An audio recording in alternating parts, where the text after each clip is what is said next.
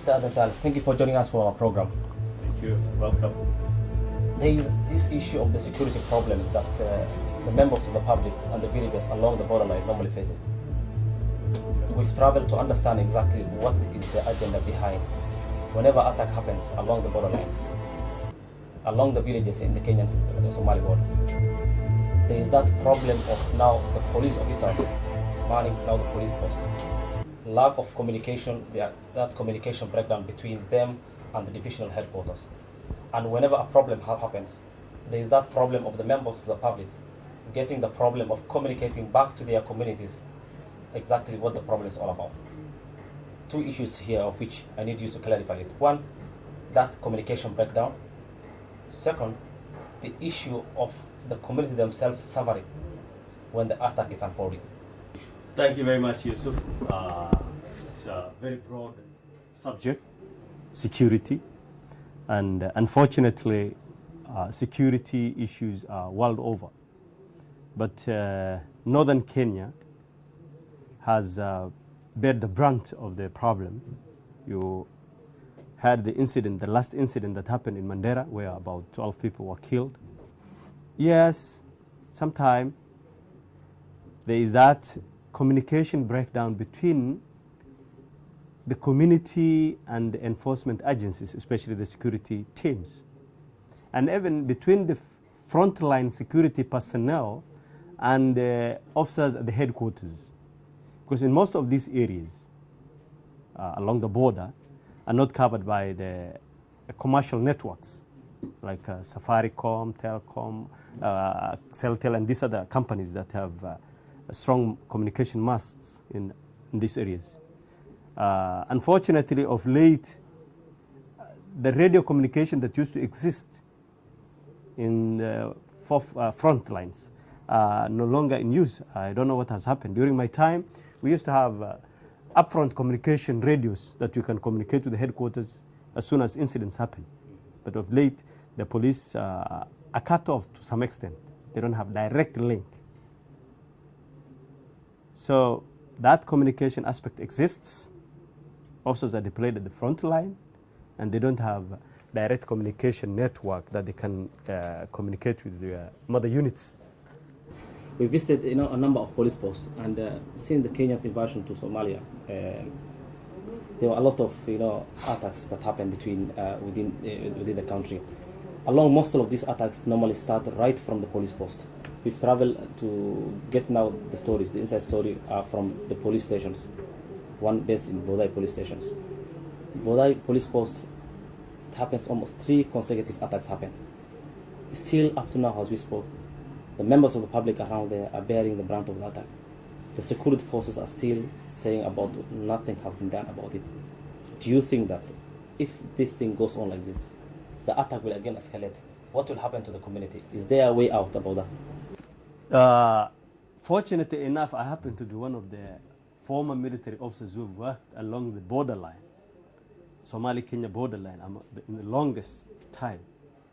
And I know firsthand what most of these things mean when you say the community bears the brunt of the problem when attacks happen. But before I go there, let me just a little bit clarify some issues on why police stations become the first target. Normally, the enemy will want to terminate the strongest opposition point. Once you attack, definitely that is what happens to any attack. When you're attacking, you attack the most probable place where an opposition will come from, where the guns are, where the organized troops are, and you have to conduct a surprise raid. And why do these raids happen, particularly at the police station? Because the communication between the community and the forces is limited. That suspicion exists between the troops and the community. An officer is posted from Ranga, Nyanyuki, Kisumu, with no background history of where he's doing his operations.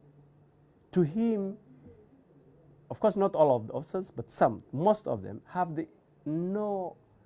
cannot differentiate between the Kenyan Somali, the Somali Somali, the likely enemy, and that one who most probably would have provided information to them. And they create a buffer. They seclude themselves from the community, stay in their camps, carry out the operations with little involvement from the local community. And regardless of how many troops you take, you can bring battalions, brigades, and let me be honest here, you can bring brigades along the borderlines. But if the community is not involved in information sharing, those officers can do very little. The security personnel, particularly the military and the GSU, is meant to stop an attack, a frontal attack, an attack that is actually well spelled out, where bigger troops are involved, a bigger force is involved, the intelligence is easy to get, the movement of troops can be monitored. But the type of attacks that happen in these police stations is mainly what do you call a lone wolf sort of a thing. 2 people, 3 people, 4 people, 5 people. And if the community is involved in information gathering, intelligence gathering, I can guarantee you the security personnel will be fed with the right information before the enemy hits home. So my take is we have to involve the community as far as security, securing the border is concerned. We have advocated for home guards, which are local people who know the people, the terrain, the people, and can identify the likely target and provide the right information to the right security team before the enemy hits home. Yes, the RC has been following up. I don't know how far they've gone with that. It is a national issue. And as you know, of course, security has not been devolved. But you don't have to be told everything. Security, as the president said, is the prerogative of every individual, is the responsibility of every individual. It is not supposed to be documented that the county does this, the national government does this. No. Security starts with me and you. From your own experience, from your own security experience, I just want to understand exactly when the down attack in Hami was happening, and right from the security forces that we interviewed, even the top brass of the security we interviewed, there were 15 police officers manning the post. But what exactly happened? The militia, the what we call the quote unquote the Alshabab, the suspected, came in large numbers, mass. Over 50 of them came and get hold of the whole police.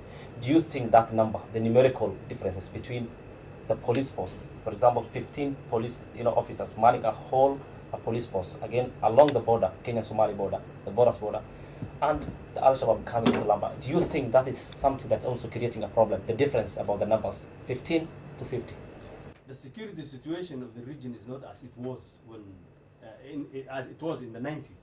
In the 90s, we were running after bandits, people we know, highway robbers most probably, people with intention just to steal and loot, stop vehicles and rob vehicles or something to that effect. But this one is a known enemy with a very dangerous and sinister motive. Organized militia with a basis in known places. So I see it baloney to put 15 soldiers or 10 soldiers in a camp and leave them alone with no proper communication mechanism. It's not as I would have done, but whoever did the deployment, maybe he had his own reasons. Deploying 15 men